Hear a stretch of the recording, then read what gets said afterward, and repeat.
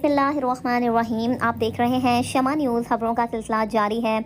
अगर आप हमारे चैनल पर नए हैं तो हमारे चैनल को सब्सक्राइब कर दें और बेल के बटन को भी दबा दें ताकि हर इलाके की ताज़ा खबर आप तक पहुंच सके। चौधरी रुस्तम अदनाला ने मिर्ज़ा बाबर बेग क्वांग को शमा न्यूज़ यूके का गुजरात से नुमाइंदा खसूसी मुकर्रर कर दिया और बाज़ाब्ता शमा न्यूज़ का प्रेस कार्ड मिर्ज़ा बाबर बेग के हवाले किया।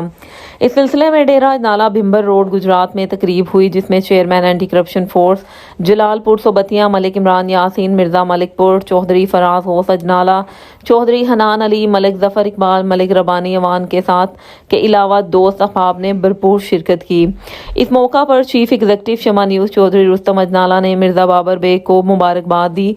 दोस्तों ने मुबारकबाद देते हुए नई ख्वाहिशात का इजहार किया जिस पर मिर्ज़ा बाबर बेग ने चौधरी रुस्तम अदनाला समेत तमाम दोस्तों का शुक्रिया अदा किया।